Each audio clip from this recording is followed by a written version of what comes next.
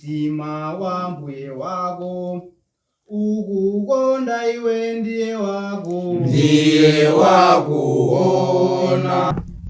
Tithokozeso Mulungu maka chifukwa cha chikondi chake chopambana pamene walola kuti tikumane pano kuti tidzaphunzire zinthu zozama zochokera mu buku lopatulika ili ndilo Baibulo. Ndikhulupirira kunena kuti tonse tikudziwa bwino kuti tifikepo nena kuti tasonkhana chonchi panali madongosolo amene anatsaliridwa, ndipo tonse tinagwirizana ndi kutsatira zimenezo kuti mu tsiku la lero tidzafike pano.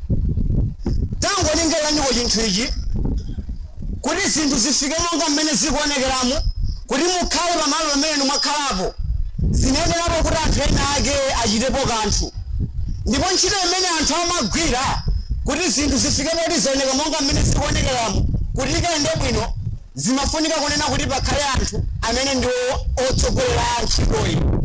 Zimene zikutiuza kunena kuti pamalo pena paliponse pamene pali gulu la anthu kuti zinthu zikayende bwino pamafunikira kunena kuti pakhale atsogoleri. Pamalo pena paliponse pamene pali anthu kuti zinthu ziyende bwino pamafunika kunena kuti pakhale atsogoleri. Tikamaphunzira zambiri zokhudzana ndi mpingo timakwanitsa kuzindikira kunena kuti mpingo ndi gulu la anthu. Tsono pokhala kunena kuti mpingo ndi gulu la anthu, kodi mpingo umafunikira utakhala ndi atsogoleri? Mpingo umafunikira utakhala ndi atsogoleri, koma pozindikira kuti mpingo umafunikira utakhala ndi atsogoleri, nchofunikiranso kwambiri kuti tidziwe zokhudzana ndi utsogoleri umene umakhala komano mu mpingo. Choncho mu tsiku lero tiphunzira mawu a Mulungu kuchokera pa mutu umene wakuti utsogoleri mu mpingo. Utsogoleri mu mpingo. Tikamaphunzira zakuti utsogoleri mu mpingo, chinthu choyambirira ndi chofunika kudziwa kunena kuti kodi tikamati mtsogoleri ndi ndani? Tikamati mtsogoleri ndi ndani? Chifukwa mune tikhazongokamba zambiri zokhudzana ndi utsogoleri mu mpingo koma anthu osadziwa kunena kuti kodi mtsogoleri ndi ndani. Munchichewa chomveka bwino tikamaona za mtsogoleri, mtsogoleri ndi munthu amene amatsogolera kapena kulimbikitsa kapena kuyang'anira gulu la anthu. Ndi munthu amene amatsogolera kulimbikitsa kapena kuyang'anira gulu la anthu. Ambiri apa amene tikuchoka pa banja limakhala ndi mtsogoleri. Tikamaphunzira za banja timadziwa kunena kuti mtsogoleri kapena mutu wa banja ndiye mwamuna.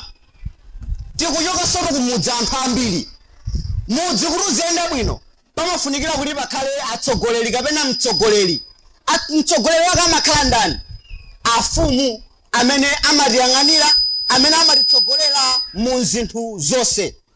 Koma monga ndafotokoza kale kunena kuti utsogoleri umene tikambe pano tikhala tikukamba za utsogoleri umene ukupezeka mu mpingo. Kodi mu mpingo wa Yesu Khristu mtsogoleri ndi ndani? Mu mpingo wa Yesu Khristu mtsogoleri ndi ndani?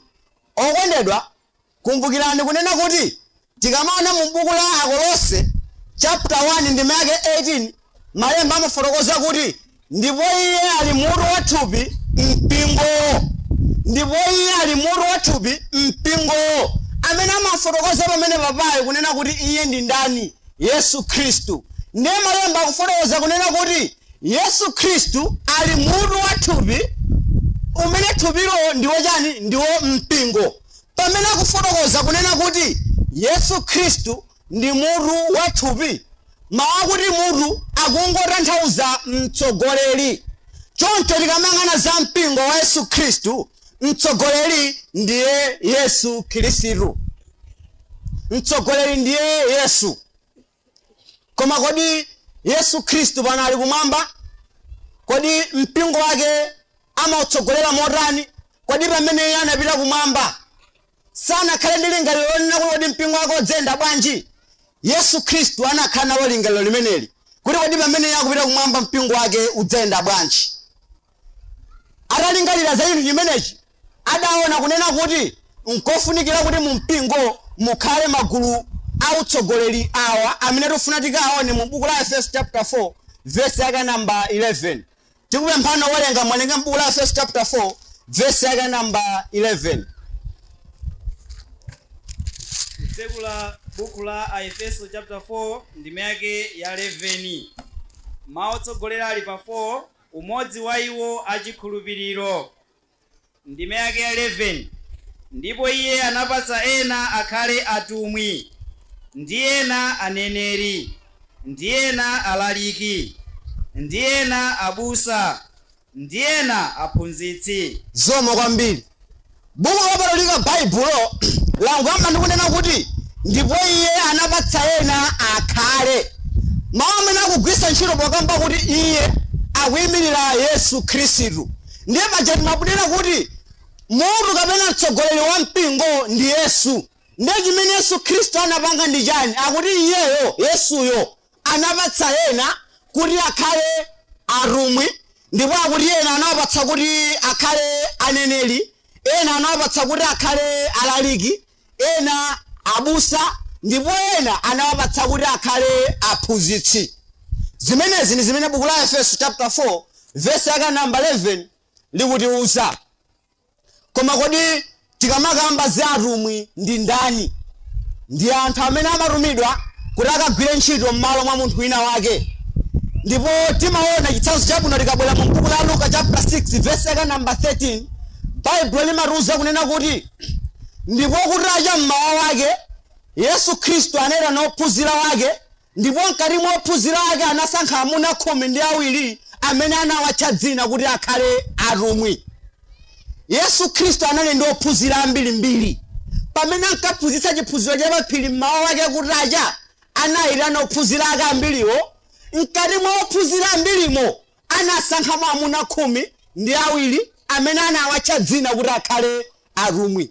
Ndiye kuti munthu ukhale mtumwi wa Yesu Khristu, chinthu choyambirira umenena kuti ukhale unena kuti wasankhidwa ndi Yesu Khristu. Komanso zinalipo zinthu zina zimene timazipeza m'Baibulo zimene munthu umenena kuti ukwaniritse kuti ukhale mtumwi. Timaona chitsanzo chabwino tikabwera mu buku la Machitidwe atumwi chapter 1 verse yake namba 21 ndi 22. Pamene Yudasi Iskarioti atadzikweza, Yudasi anali mmodzi mwa atumwi, atadzikweza zinafunika kunena kuti asankhe munthu wina amene akhale mulowa m'malo wa Yudasi. Ndiye malemba amafotokoza zinthu zimene zimayenera kuti munthu akhale nazo ngati akufuna kuti akhale mtumwi. Zina mwa izo amafotokoza kunena kuti akhale munthu amene anamuona Yesu Khristu kuyambira pa ubatizo wa Yohane kufikira pamene Yesu Khristu amakakwera kumwamba. Tikazifunsa mu nthawi yathu ino akazopezeka munthu amene angakwanitsa chomweneza chimenechi, amene anamuona Yesu Khristu kuchokera mu ubatizo wa Yohane mpaka kufika nthawi imene Yesu Khristu amakwera kumwamba, tiona kunena kuti ayi.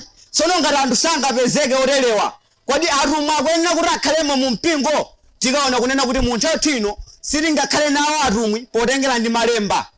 Atumwi a Yesu Khristu sitingakhale nawo. Udindo wina amene Yesu Khristu anapereka ndi wakunena kuti anapatsa ena kuti akhale aneneri. Anapatsa ena kuti akhale aneneri.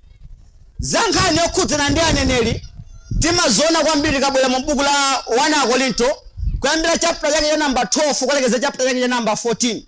Chifukwa kunena kuti kwa Korinto zankhani okhudzana ndi mphatso za Mzimu Woyera zinavuta kwambiri kumeneko.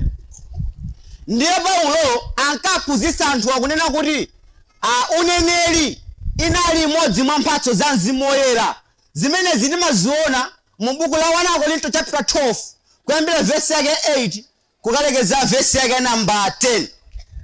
Inali imodzi mwa mphatso za Mzimu Woyera. Koma kodi mu nthawi yathu ino aneneri tili nawo?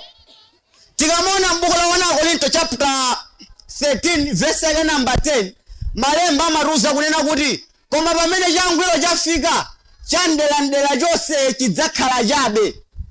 Tsono changwiro chimene amachifotokoza pamene papachi amatanthauza buku lopatulika ndilo Baibulo. Pamene lili ndi Baibulo lokwanira zonse zandelandera zidzakhala chabe. Chifukwa choyamba chimene sitingakhalire ndi aneneri mu mpingo. Chifukwa chachiwiri kuti munthu akakhale ndi mphatso imeneyi ya uneneri zimenera kuti iyeyo akhale kunena kuti wapatsidwa mphatsoyi. Amapatsidwa ndi ndani? Ndi atumwi. atumwi 12 a Yesu Khristu mu buku la Machitidwe atumwi chapter 2 verse 1 ndi amene analandira mphatso za Mzimu Woyera zokwana 9 kuphatikizapo ya uneneri. Tsono munthu wina kuti akakhale mneneri amenera kuti nayenso achite kupatsidwa mphatso ndi atumwiwa. Akabatizidwa asanjikidwe manja ndi kupemphereredwa, mphatso imodzi imapatsidwa kwa iyeyo. Koma pokhala kunena kuti taphunzira kunena kuti munthu wathu ino tilibe atumwi, kodi munthu mphatso imeneyi ya uneneri angakaitenge kuti? Zimene tikuona nena kuti kulibe kumene angakaitenge. Mwachifukwa cha icho mu mpingo wa Yesu Khristu silingakhale nawonso aneneri kutengera ndi malemba. Ngati ena tingawafe kuti ndi aneneri kunjaku, ndi aneneri koma onama osati a Yesu ayi. Udindo wina umene Yesu Khristu anapereka kwa anthu okhala mu mpingo wake akuti anawapatsa ena kuti akhale alaliki. Tikamakamba za alaliki ndi anthu ofalitsa uthenga wabwino, anthu amene amafotokoza za uthenga wabwino wa Mbuye wathu Yesu Khristu ndi amene amatchedwa kuti alaliki. Kodi mu mpingo wa Yesu pano tikhoza kufunikiranso kunena kuti anthu ena akadzikafalitsa za uthenga wabwino? Atikhoza kufunikira. Mwachifukwa cha icho ngati tingafunikire tikhoza kuzindikira kunena kuti mu mpingo wa Yesu anthu akhoza kukhalamo alaliki, akhoza kukhalamo ndithu alaliki. Timaona chitsanzo chabwino cha m'bale Timoteyo amene amagwira ntchito ku Efeso yolalikira uthenga wabwino. Adali mlaliki ku mpingo wa Yesu Khristu umene unali ku mzinda wa Efeso. Timaonanso chitsanzo chabwino tikaona mu buku la Tito. Tito analinso m'bale wathu mwa Khristu amene anali mlaliki amene amagwira ntchito yolalikira mawu a Mulungu koma ku Kirete.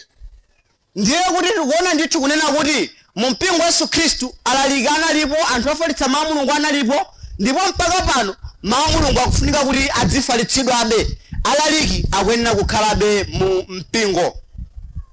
Udindo wina umene Baibulo lafotokoza pamenepa lafotokozapo makamaka zokhudzana ndi abusa.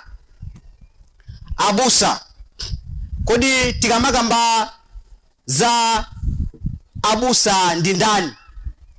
Mwina tikangoganiza za nkhani yokhudzana ndi abusa ndi tilingira za anthu amene amaweta zinthu zina zake gaziwero.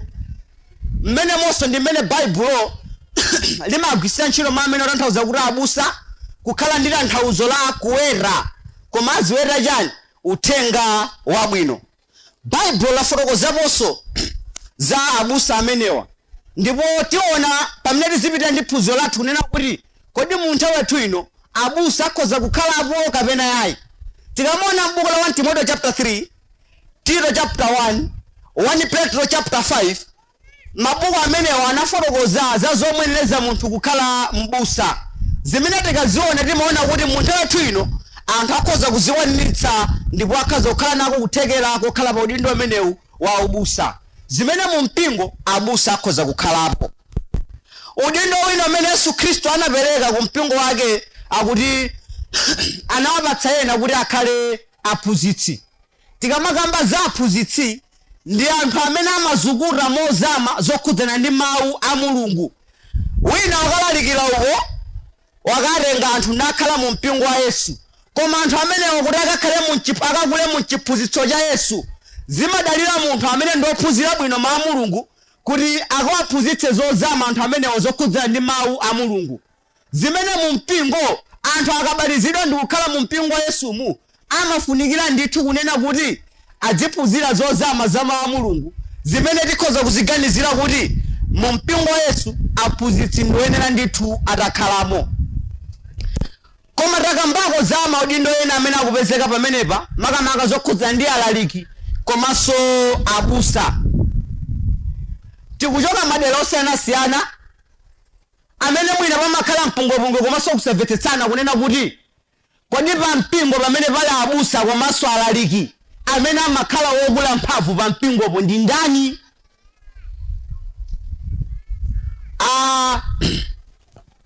Tikamakamba za mbusa ndi munthu amene amakhala wamkulu kuposa mlaliki. Zimene zilimaziona pati tikabwera mu buku la Tito chapter 1 verse yake number 5 tikaona kunena kuti Paulo amamulembera Tito amene anali mlaliki mu mpingo wa Khristu umene unali ku Krete kunena kuti ndinakusiya ku Krete kuti ukalongosole zosowa ndi usankhe akulu m'midzi yonse monga mmene ine ndinakulamulira iwe. Yesu Paulo amamuuza Tito kunena kuti ndinakusiya mu Krete kuti ukalongosole zosowa komanso ukasankhe akulu m'midzi yonse. Kodi anamuuza kunena kuti ukasankhe akulu anzako? Ayi, anamuuza kuti ukasankhe akulu. Ngati anamuuza kunena kuti ukasankhe akulu osati ukasankhe akulu anzako, ndiye kuti amene ankamuuzayo anali mwana poyerekezera ndi anthu amene akataniwo akawasankhewo. Ndiye kuti tikamaona za m'busa ndi mlaliki, munthu amene amakhala ndithu wamkulu amakhala ndiye m'busa. Komanso kumbukirani kunena kuti mlaliki akhoza kukhala munthu ngati ine amene ndiosakwatira komanso ndiopanda mwana, koma m'busa tikamaphunzira zomwenereza sangakhale munthu osakwatira komanso sangakhale munthu opanda mwana kapena munthu amene amalera wana. Choncho tikamaona za m'busa ndi mlaliki, munthu amene ali ndi mphamvu kapena munthu amene ndi wamkulu pa udindo ndiye m'busa. Azilaliki amakakata m'maderamu amazitenga iwo kukhala wakulu mphamvu kuposa abusa amene akuyang'anira pakome. Malemba samatiuza choncho. Tikuona mu buku la Tito chapter 1 verse yake number 5 Paulo akumuuza Tito kunena kuti ukasankhe akulu, sanamuuze kuti ukasankhe akulu anzako ayi. Pamene akumuuza kuti ukasankhe akulu ndiye zinaonekera kunena kuti iyeyo si watani, si wamkulu ayi. Zimenezo ndi zinthu zinaso zimene zimafunika kunena kuti tizimvetsa bwino. Ndiye pamene tikuphunzira kunena kuti mlaliki ndi m'busa, wamkulu ndi m'busa pa mpingo. Chinthu china chofunika kuyang'ana chonena kuti kodi abusa amenewa amadziwika ndi mayina onena kuti chani. Tilipo anthu ena amene tinakhalapo mwina kumudzi kwambiri amene timaganiza onena kuti mu mpingo wa Yesu sitikhala ndi abishopu monga mmene ena achikatolika amachitira. Mu mpingo wa Yesu sitikhala ndi maovasiya monga ngati mmene azipembedzo ena amachitira. Kodi abusa amenewa ndi mayina ena ake ati amene malemba amatchula nawo kapena ndi mayina ena ake ati amene anthu amenewa amene ndi abusa amadziwika nawo.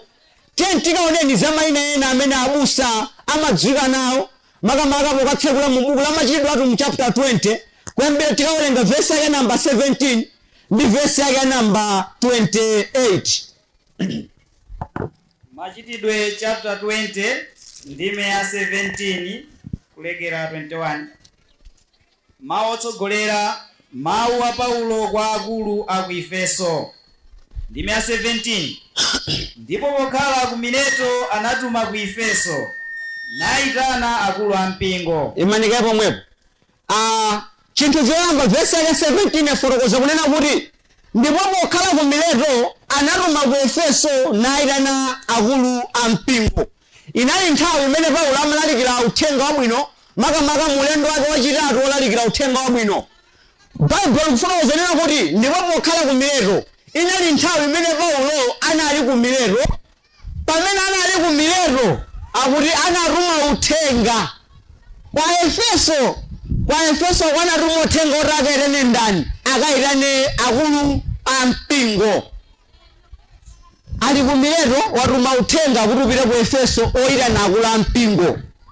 Ndiye kodi akulu a mpingo amenewa atabwera ku Mileto atakumana ndi Paulo komanso ndi atumwi ena, Paulo ankawafotokozera chani? Pitani mu verse yake number 28. Ndime ya 28. Tadzichenjerani nokha ndi gulu lonse pamenepo Mzimu Woyera anakuyikani oyang'anira kuti muwete mpingo wa Mulungu umene anaugula ndi mwazi wa Iye yekha. Zomwe kwambiri. Chinthu choyamba tione kuti verse yake number 17 yatiuza kunena kuti Paulo watuma uthenga ku Efeso kuti anthu akayitane akulu a mpingo abwere ku Mileto.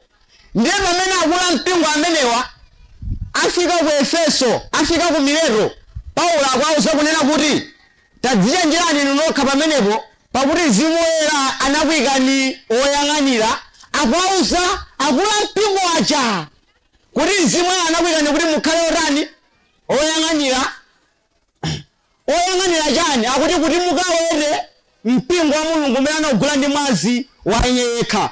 Akulu mpingo abwera choyamba, pamene akulu mpingo abwera akuwauza kunena kuti Mzimu Woyera anakuyikani kuti mukhale oyang'anira. Poti ndinu oyang'anira mukuyenera muchite chani? Akuti mukuyenera kuti mukawere mpingo wa ndani?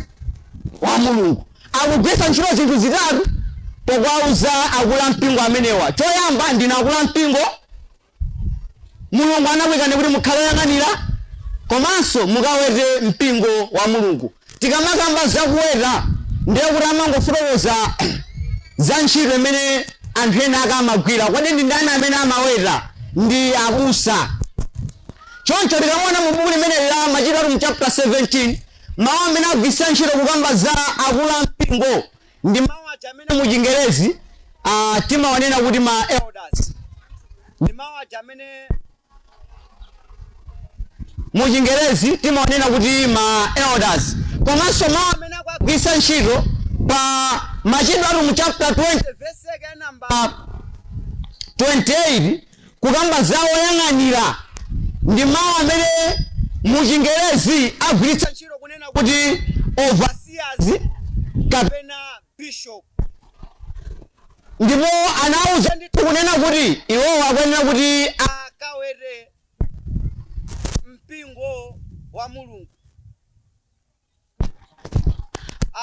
Pamene akuwauza kunena kuti akawere mpingo wa Mulungu, anthu amenewa amene akugwira ntchito yowerawa ndiwo abusa amene mu Chingerezi timaonera kuti ma pastor kapena kuti shepherd. Choncho tikuona kunena kuti udindowu ndi umodzi. Ndiye kuti oyang'anira ndiye amene amakhala mkulu wa mpingo, komanso ndiye amene amaweta ndi amene amakhala mbusa. Choncho tikamakamba za abusa amadziwika ndi mayina amenewa: oyang'anira, komanso akulu a mpingo aja amene mu Chingerezi tikuwanena kuti ma elders, bishops, overseers, pastors and ma shepherds. Zimenezi ndi zimene Bible likufotokoza. Amadziwika ndi mayina amenewa. Munkuphunzira tikuonesa kuona kunena kuti mu mpingo wa Yesu Khristu ma bishop alipo, ma elder alipo, ma overseer alipo, ma pastors alipo. Amenewo ndiwo abusa ndi amene amenewa kuti akhale oyang'anira. Nthawi zina zake tinazionapo maka pamene mpingo unali kuti ofika kumene ku Malawi ukanali wanthete, zimapezeka kunena kuti munthu ndi mbusa wa mpingo uno, komanso ali ndi udindo makayang'anira mpingowo, komanso mpingowo, komanso mpingowo. Kodi pa zinthu zimenezi malemba amafotokoza kunena kuti chani? Abusa kapena mbusa amenera akhale aziweta magome angati, amenera aziyang'anira magome angati. Komanso tikazifunsa kunena kuti kodi pa mpingo amenera akhale anthu kapena amenera akhale abusa oyambira angati. Tiyeni tikaoneni zimene Bible limafotokoza maka pa zimene Luka analemba, zimene Paulo anachita makamaka mu ulendo wake wachiwiri olalikira uthenga wabwino. Tikamaona mu buku la Machitidwe mu chapter 14 verse yake number 28. Machitidwe chapter 14 ndime ya 28. Ndipo anakhala pamenepo ndi ophunzira nthawi yayikulu.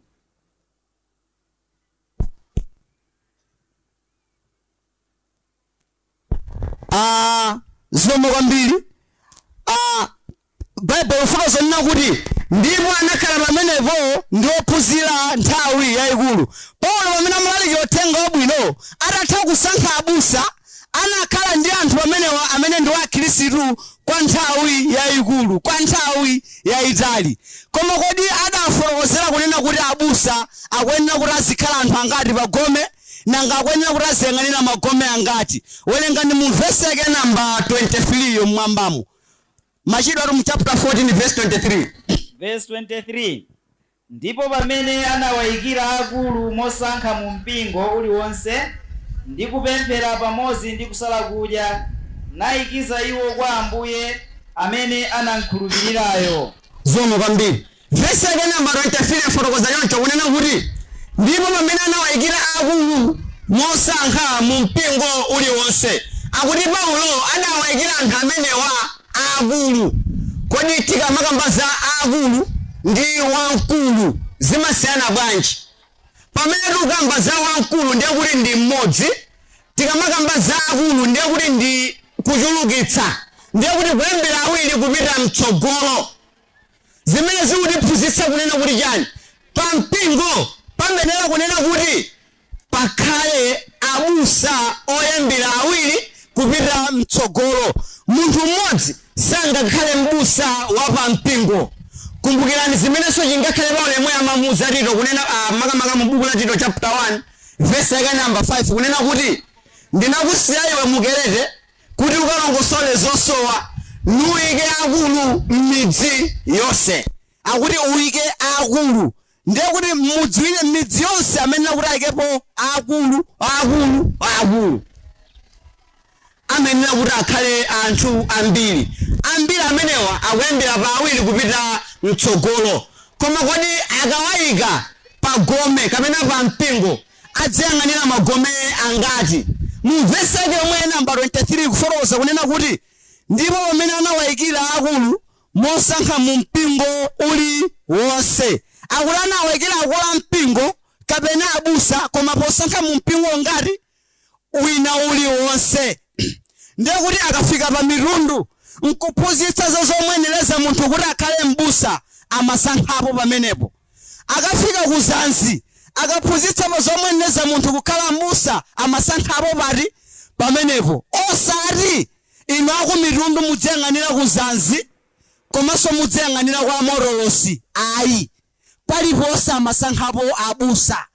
Izi ndi zimene buku lopatulika limaphunzitsa pa nkhani yokhudza ndi utsogoleri mu mpingo. Kuti kodi abusa amenera kuti aziyang'anira magome angati?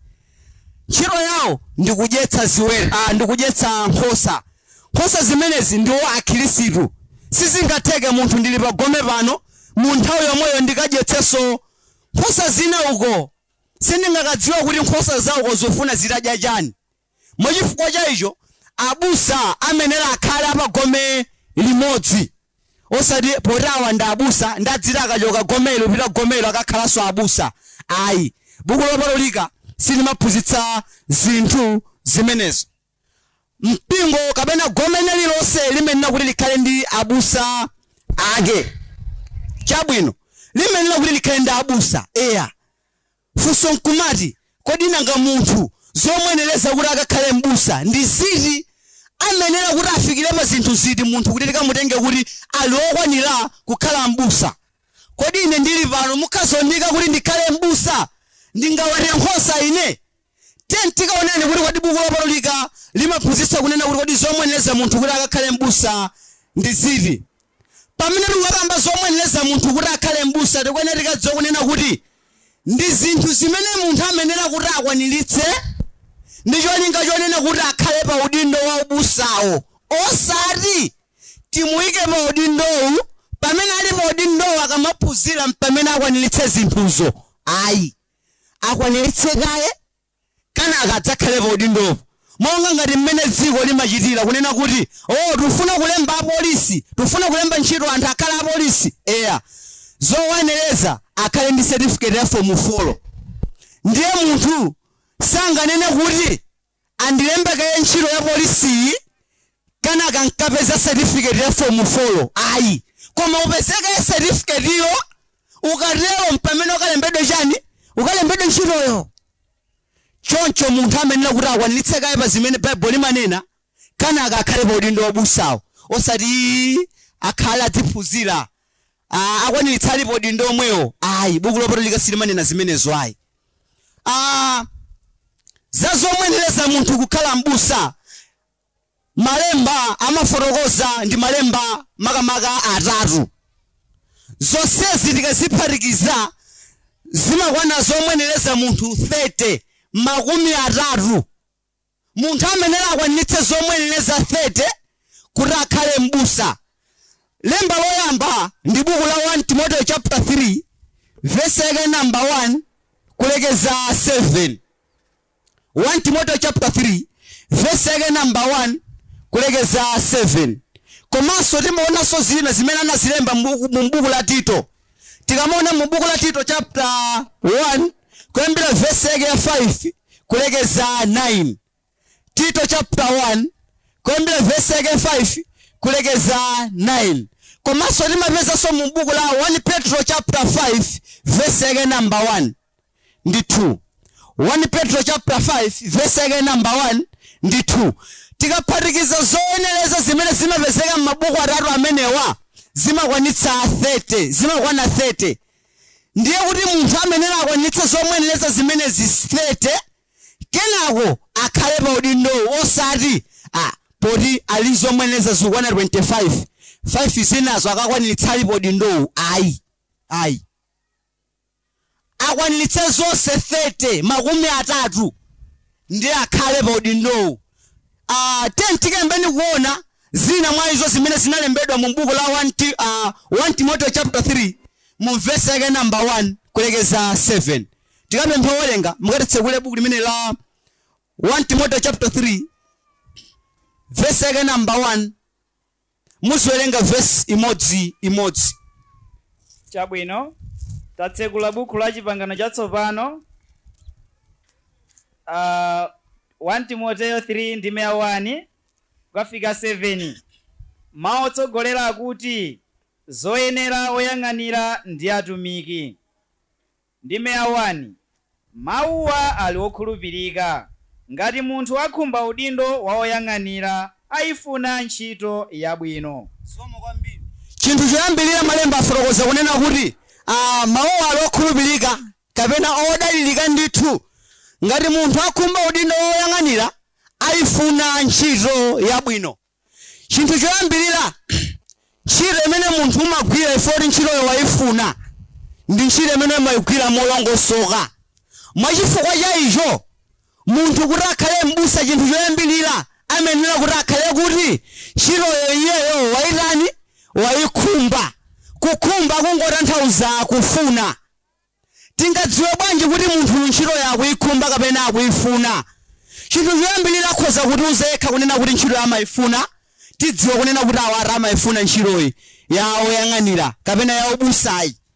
Chinthu chachiwiri ndicho chodalirika kwambiri kupatula chimene watiuza yekha chimene tingadziwe kuti amayifuna ntchito zake pa mpingo. Alipo anthu ena inu oti kwauza kunena kuti abale kuzanzi kuli zokambirana za msonkhano ndiye inuyo tapitani mkakhale napo zokambiranazo mdzatiuze kuti zinthu zikhala bwanji. Muvayi ndatanganidwa simpite ine kumeneko ndili zoti ndichite kukhomo kwanga. Nthawi yoti tisankha abusa akuti ine ntchito ndimayifuna. Amayifuna adi awa?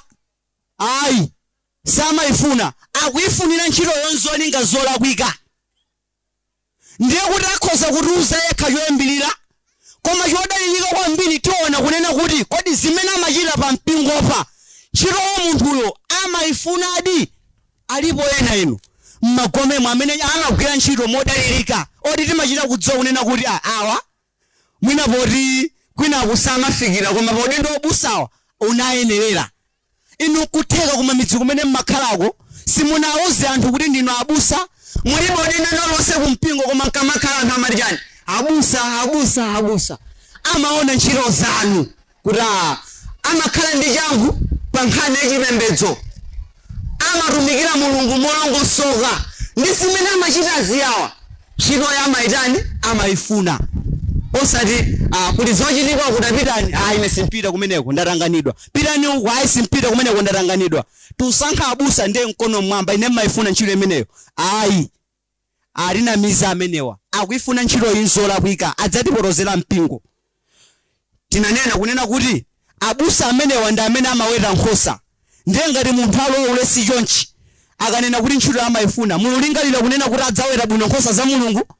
Ayi, ngakhale anganene mpaka mwavake munthu koma ife tikhazomweruza kunena kuti ayi ino ntchito simuyifunira nzolinga zabwino. Ayi, nkatigwetsera kumpompo musakhale podindo mmene tingamudziwire munthu amene akuyifuna ntchito ndi mmenemo. Tione mu verse ya namba 2 kuti malemba anapitiriza kunena kuti chani. Ndime yake ya 2. Ndipo kuyenera woyang'anira akhale wopanda chilema, mwamuna wa mkazi mmodzi, wodzisunga, wodziletsa, olongosoka, wokonda kuchereza alendo, wokhoza kuphunzitsa. Zomwe kwambiri. Mu verse yake namba 2 fotokoza choncho chinthu china chimene chinena pamene pakunena kuti amene akhale wopanda chilema. Nthawi zina nkumazifunsa kuti kodi amene angakhale kuti anachita ngozi ndiye diso lina la anavulala kuti samakwanitsa kupenya amene ndi ochilema. Kodi sangakhale mbusa? Kodi mawu kunena kuti akhale wopanda chilema amatanthauza chani? Akhale osapunduka kuthupi. Wopanda chilema amene akugwisa ntchito pamenepa akutanthauza munthu amene alibe tchimo lodziwika limene sanalape ndi kuvomereza kumpingo. Alipo anthu ena inonena kuti munamva phokoso uyo ndani ambale uchamugwira chira chigololo kumeneko. Basi sande mukangompeza wakhala kumbuyo akumangolimbikira mabwera ku checho osafotokoza kanthu kena kalikonse kunena kuti watani kodi walapa. Ndiye nthawi iti lusankha adindo avekere ine ndimafuna ubusa. Ayi, ameneyo ndi wachilema. Sitidziwa za tchimo lake kuti analapa.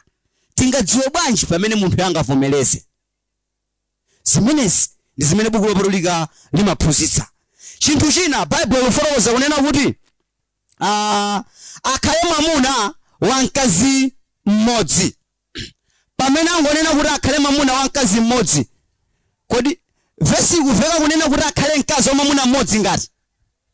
Ayeti, akhale mwamunayo amene ndi wa mkazi mmodzi. Zimene zikutanthauza kuti choyamba mkazi sangakhale mbusa. Amene akunena kuti akhale mbusa ndi mwamuna. Komanso akunena kuti akhale ndi mwamuna wa mkazi mmodzi. Tikamakamba za mwamuna wa mkazi mmodzi ndere tukamba amene ndi otani? Ndi okwatira. Kutanthauza kuti ngati pali mwamuna lakakhala madziwa bwanji mawu a Mulungu koma ngati ngosakwatira sangakhale mbusa. Zimene verse 2 ikutiuza ndi zimenezo. Komanso nthawi zina tikhoza kuona kunena kuti verse 2 pamene kufotokoza kunena kuti mwamuna wa mkazi mmodzi, palinso malingaliro ena amene anthu timakhala anena kuti kodi ndi munthu wake nduri amene angakhale ndi mkazi mmodzi molongosoka. Mwina pomakhala ndi nkhawa ndi zinthu izi, alipo munthu wina amene anakwatira amene mkazi wake anamwalira, choncho anakwatira mkazi wina molondola. Kodi mwamuna ameneyo ndi mwamuna wa mkazi mmodzi? Kodi akhoza kukhala pa udindo? Eya, ndi wa mkazi mmodzi ameneyo kutengera ndi malemba. Buku lopatulika limafotokoza ndithu kunena kuti chifukwa chothera banja china ndi imfa. Timaziona zimenezi mu buku la Roma chapter 7 kuyambira verse 1 kulekeza verse yake namba 7. Komanso nkutheka kunena kuti alipo mwamuna wina amene anakwatira kwa mkazi wina, ndiye mkazi anapanga chigololo. Mwamuna anamusiya mkaziyu ndi kukatenga mkazi wina. Kodi mwamuna ameneyu akhoza kukhala mbusa? Eya, chifukwa chimene anamusiyira mkazi wake ndi chovomerezeka ndi malemba. Timazipeza zimenezi tikawerenga mu buku la Mateyu chapter 19 mu verse yake kuyambira 3 kukalekeza mu verse yake namba 9. Mwamuna amene mkazi wake anamwalira ndi kukwatira mkazi wina, mwamuna amene mkazi wake anachita chigololo ndi kukwatira mkazi wina, ameneyu ndi mwamuna wa mkazi mmodzi, akhoza kukhala woyang'anira, akhoza kukhala mbusa. Zimenezi ndi zimene malemba amatiuza. Afotokozaponso za nkhani yokhudza ndi odzisunga, kungotanthauza odziletsa ku makhalidwe oyipa. Afotokozaponso za nkhani yokhudzana ndi odziletsa kudzilaniza ku makhalidwe oyipa, koma chifukwa chonena kuti unamvetsa bwino za mawu a Mulungu kuti zimenezo nzolakwika ndiko kudziletsa. Afotokozaponso kunena kuti amenera kuti akhale munthu okhoza kuchereza alendo, komanso chinthu china akuti okhoza kuphunzitsa. Abusa wa nkhani yawo nkuwera mpingo wa Mulungu, ndiye amenera akhale munthu amene akhoza kukwanitsa kuwera. Kodi mpingo wa Mulungu tingawere bwanji? Mpingo wa Mulungu timawera ndi mawu ndi buku lopatulika. Mwachifukwa cha icho munthu amene akwanira kuti akhale m'busa amenera akhale kuti amakwanitsa kuphunzitsa mawu a Mulungu. Tikamakamba za kuphunzitsa mawu a Mulungu kumatenga zinthu ziwiri izi, muzimvetse bwino. 1, kukhala nako kuthekera kokoza phunziro. 2, kukhala nako kuthekera kokalipereka kwa anthu. Akhoza kukhala kuti anthu ena ndakadawota amakwanitsa kuphunzitsa bwino, koma kwauza kunena kuti Baibulo ndilikhalani apa mukoze phunziro go. Ayi, amene sodziwa kuphunzitsayi. Tikamakamba za kudziwa kuphunzitsa kukutenga zinthu ziwirizi, kukhala nako kuthekera kokoza phunzirolo komanso nkukalipereka kwa anthu. Ameneyo ndiye wokhoza kuphunzitsa. Mu vesi yake namba 3 anafotokoza kuti chani? 3 osati oledzera kapena omenyana ndewu, komatu ofatsa, opanda ndewu, osakhumba chuma. Zikomo kwambiri. Mu vesi yake imene ya namba 3 afotokoza choncho ndithu kunena kuti munthu sakwenera akhale oledzera. Ndiye nthawi zina nkumati ngati akuti abusa akhale osaledzera, ndiye kuti akhristu ambafe tikhoza kuledzera. Ayi, paja malemba amaledzeratu za nkhani yokhudzana ndi kuledzera. Chinthu china chimene achifotokoza menepo akuti osati omenyana ndewu. Tikamakamba za omenyana ndewu ndiye pali mawu ena amene amanena kuti omenya ndewu. Omenyana ndewu ndi omenya ndewu zimangosiyana kuti omenyana ndewu ndi munthu amene amapangitsa kuti ndewuyo ikhale. Ndikhoza kukhala kunena kuti pa ndewupo mwina sindinamenyeko munthu ndi mkono wangawu, koma ndine amene ndalankhula kuti ndewuyo ikakhale, ineyo ndinomenyana ndewu. Ndiye omenya ndewu ndi munthu amene oti akangomva zonena kuti ena ake ukuku amapanga za iyeyo wapita wakayiyala. Eya, kusiyana kwake zimangosiyana choncho. Omenyana ndewu ndi omenya ndewu. Chinthu china chimene chikufotokozedwa mu vesi yake imene akuti munthu akhale ofatsa, opanda ndewu komanso osakhumba chuma. Eya, osakhumba chuma. Mwina titanena kuti ndi angati apa amene sitimafuna kulemera. Tikhoza kupeza kuti palibe amene angakweze mkono mwamba. Tonse chuma timachifuna. Koma kodi pamene amanena kuti osati okhumba chuma amatanthauza chani? Munthu amene angachifune chuma atachipeza munjira yolakwika, komanso olatakhala kuti achipeze munjira yolondola, chumacho nkukachigwiritsa ntchito munjira yosayenerera. Alipo anthu ena inu kuti akapeze chuma, mwina pano amayenda bedi mafoni mwawo avieta, akupeza chuma munjira yolakwika. Olo ntakhala kuti chumacho nkachipeze nkagwiritsa ntchito njira yabwino, sinoyenera ntakhala abusa. Mpingo kuyenera ukhale pananu pasi kuti musinthe zinthu zimenezo. Alipo anthu ena akhoza kuchipeza chuma munjira yabwino, kukagwira maganyu uko, ndalama nkukhala nazo pathumba, ntchito yokagwiritsa ntchitoyo kumakenda njuga. Ameneyo ngokhumba chuma molakwika, sakuyenera kuti akhale mbusa. Zimenezo ndi zimene tingazione makamaka mu buku limeneli la 1 Timoteyo chapter 3 pamene timaona mu vesi yake namba 3. Vesi inaso imene ndiyofunikiranso titaphunzira vesi yake namba 4 pamene afotokoza kunena kuti chani m'bale wanga owerenga. Ndime ya namba 4. Oweruza bwino nyumba yache ya iye yekha, wakukhala nawo ana ake omvera iye ndi kulemekeza konse. Akuti amayenera akhale munthu oweruza bwino nyumba ya iye yekha, komanso kukhala ana ake omvera iye ndi kulemekeza konse. Kuweruza bwino tikukamba za nkhani yokhudzana ndi kuwalera bwino, kapena kusamalira bwino, kapena kupereka chilango chabwino munthu pachani pa nyumba yako. Tikamakamba za nyumba yako mamunawe, ndoti tikuyamba za mkazi wako komanso ingakhale ana ako. Imeneyo ndiye nyumba ya munthu. Komanso akunena kuti wakukhala nawo ana ake womvera iye ndi kulemekeza konse. Wokhala nawo ana ake. Kodi munthu akhoza kukhala ndi mwana bwanji? Njira yoyamba imene munthu amakhalira ndi mwana ndiye kuti nkubereka. Akhoza kukhala kunena kuti iyeyo anabereka ana amene anawo amamumvera iyeyo mu zabwino zonse. Ameneyo ndoyenera atakhala m'busa. Ndoyenera atakhala m'busa. Komanso zikhoza kutheka kunena kuti munthuyo kapena banjalo Mulungu sanalidalitse ndi mphatso za wana. Mwina kaya papita zaka 5 kaya zaka 10 chikhaleni m'banja ndanangopanga chiganizo chonena kuti tiyeni tikatenge ana abale athu aja tidzalera pano. Ngati anawo akwalera bwino, anawo kumamvera makolo awo bwino, makolowa ali oyenera kukhala abusa. Chifukwa nkhani ndionena kuti mukuweruza bwanji nyumba yanu. Nyumba yanu yeneyo ngati mbale nditi mkazi wanu komanso wana amene mukuwasunga pabanjapo posatengera kuti ndinu amene munabereka anawo. Zimenezi ndi zimene buku lopatulika limaphunzitsa. Tikamaona mu verse yake namba 5 ndi 6 analemba kunena kuti chani? Ndime yake ya 5. Koma ngati munthu sadziwa kuweruza nyumba yace ya iye yekha, adzasunga bwanji mpingo wa Mulungu? Ndime ya 6.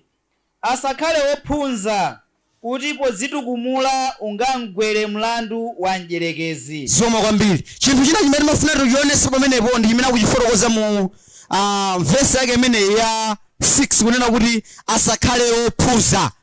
Mawu kunena kuti wophunza amangotanthauza munthu amene wakhala kumene mkhirisitu. Munthu amene anabatizidwa kumene mu mpingo wa Yesu samenera kukhala m'busa. Chifukwa chani? Tanena kuti abusa ndi oyang'anira, ndiwo amene amaweta mpingo wa Mulungu, amaweta ndi mawu a Mulungu. Ndiye ngati munthu samamvetsa bwino za uthenga wabwino poti anakhala kumene mkhirisitu akhoza kukapoloza nazo mpingo. Mwachifukwa cha icho amene wakhala kumene mkhirisitu malemba amamunena kuti sali oyenera kukhala mtsogoleri, kukhala m'busa. Izi likunena ndi buku lopatulika. Chinthu china chimene buku lopatulika lapitiriza nacho ndi chani mu verse yake namba 7. Ndime yake ya 7. Kuyeneranso kuti iwo akunja adzakhoza kunchitira umboni wabwino. Zoma kwambiri. Chinthu china akutinso kumenera kuti akunja anchitire umboni wabwino munthuyo. Akunja akwanena apawa ndi anthu amene sakhirisitu, anthu amene samu mpingo. Amenera kuti aperekere umboni wabwino munthuyo. Kodi anthu amenewa angaperekere bwanji umboni? Mungakawatenga kuti tabwerani akuti afuna akhala abusa kumpingo kwathu kumaona bwanji amenewa? Ayi. Pamene munthu uja wanena kuti ntchito yawo yang'anira, ntchito yawo busa amayifuna. Chimene ngati mpingo tingapange ndi chani? Mayifuna okay chabwino. Tamva.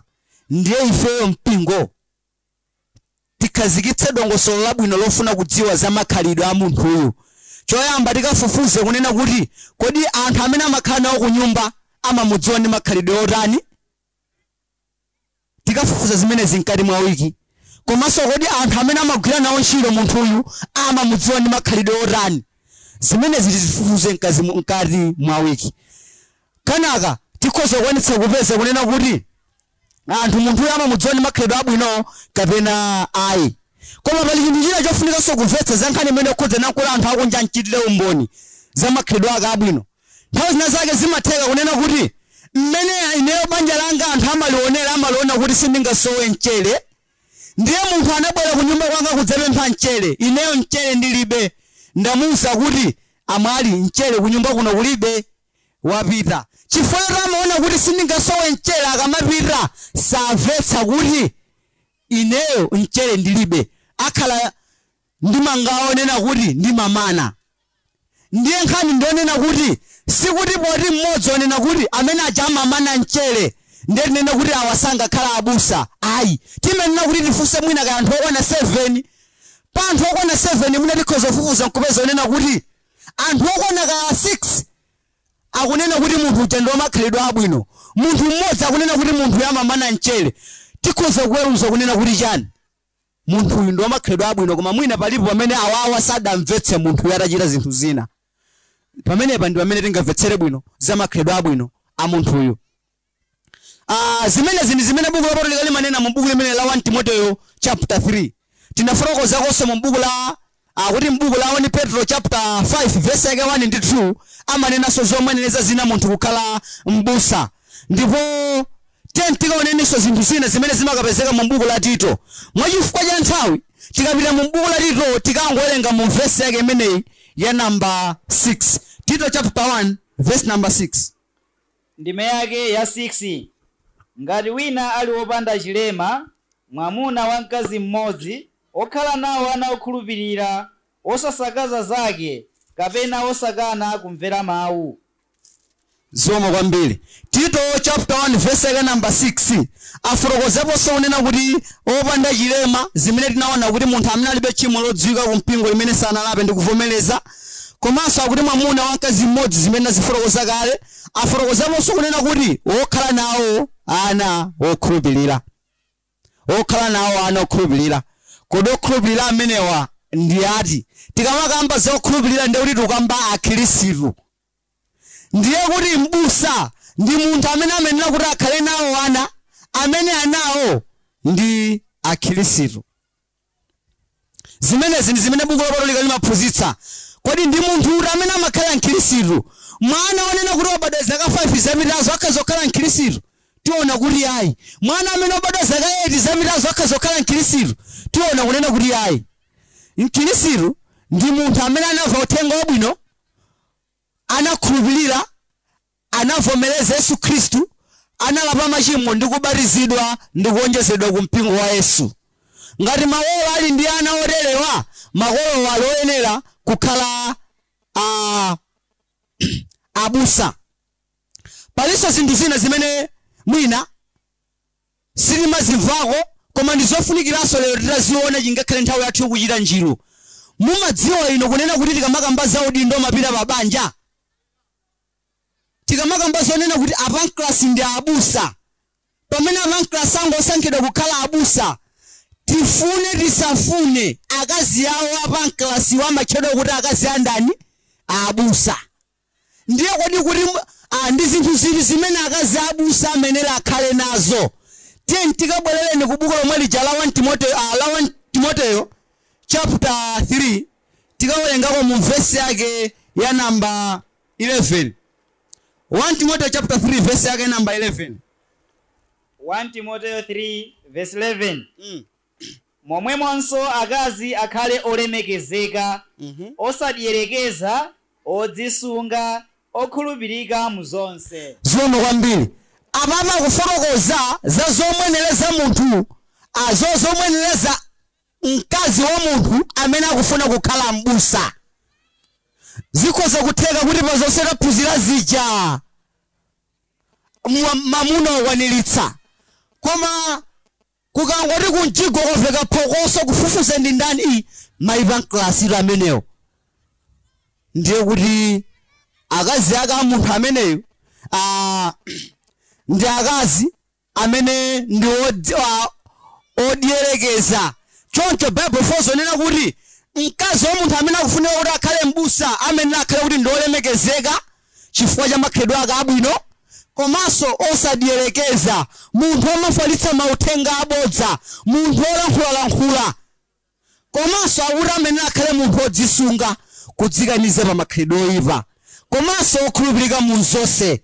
Akhoza kukhala zonena kuti tikati ayi alongo akakolope kutchalichi akazi a munthu yosapita, ayi kuli mkumano wa alongo akazi a munthu yosapita, akazi a munthu yamango jomba kutchalichi. Ndiye tofuna tisankha abusa, munthu adzinena kuti ine ndifuna khale mbusa.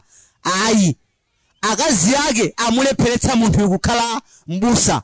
Tangolingalirani ngati malemba akufuna kuti mukhale ndi ana amene anawo ndi akhristu, ndiye kuli bwanji kwa akazi anu? Akazi anunso amenena kuti akwaniritse zinthu zimene zizokwana zingati? Zinayi. Akhale olemekezeka, osadierekeza, odzisunga, komanso wokhulupirika mu zonse. Tikaona kuti mamuna ali ndi zomwenereza zokwanira komanso mkazi wake zomwenereza folo zokwanira, banja limeneli likhoza kukhala pa udindo umenewu wa ubusa. Funso nkumati zomwenereza zimenezitu kuti munthu akakwaniritse mpingo umene ukhale kuti udayambapo mpaka nthawi, kodi nanga pa mpingo ponena kuti palibe munthu amene wakwaniritsa zinthu zimenezi, mpingo ungarani? Tikabwera m'maderamu machitika zinthu zosiyanasiyana. Ena tinaonako kunena kuti pali zinthu zimene anthu amachita, ena amasankha kuti abale achidziwitso kuti adziyendetsa gomelo, abale achidziwitso. Ena akuti amasankha anthu ogwirizira chabe kuti adziyendetsa gomelo. Kodi zimenera zikhale choncho? Ayi. Tikapita mu buku lopatulika, malemba sadatiuze mwachindunji, sadatipatse chitsanzo chovomerezeka kunena kuti pamene pa mpingo anthu akulephera kukwaniritsa zizi kuti akhala abusa, mpingo kwenena kuti usungidwe ndi abale achidziwitso. Ayi. Ali pa mpingo kusankha abale folo achidziwitso, abale awiri achidziwitso. Malemba zimenezo mulibe. Kodi mpingo uyendetsedwe bwanji?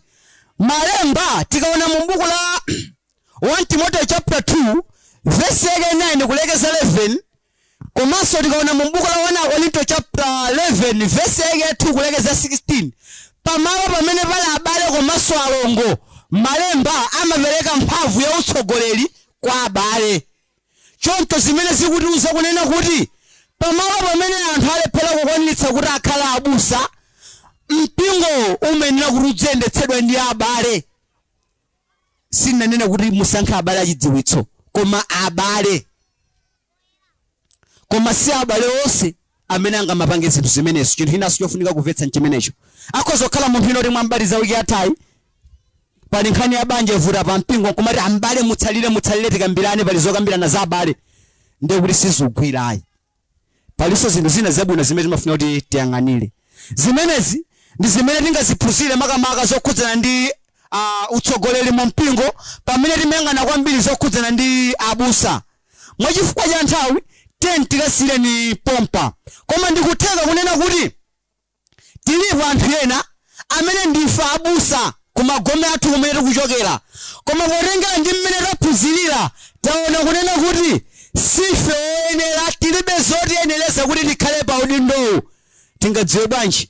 Buku la Machitidwe chapter 20 verse 30 fotokoza kunena kuti tadzichenjerani nonse pamenepo, pakuti Mzimu Woyera anakuyikani oyang'anira. Mzimu Woyera ndi umene umayika oyang'anira, kapena Mzimu Woyera ndi umene umasankha abusa pamalo. Umasankha bwanji mukakwaniritsa zokwenerezanizi? Ndiye kuti ngati simunakwaniritse mukhoza kukhala kuti ndinu abusa, koma simunasankhidwe ndi Mzimu Woyera.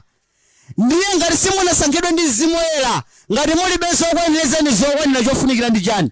Pamene mwamva uthenga wabwino, ndi nthawi yabwino yakusintha kapena kuti kulapa. Tidziwa bwanji kuti malapa mubwere kutsogolo kuno mudzavomereze kuti munali pa chinthu cholakwika? Zimenezi ndi zimene tingauzane mu nthawi ino. Choncho tikangopempha Mulungu odziwa kudalitsa akadalitse mawu akewa kwa lero ndi nthawi zonse. Amen.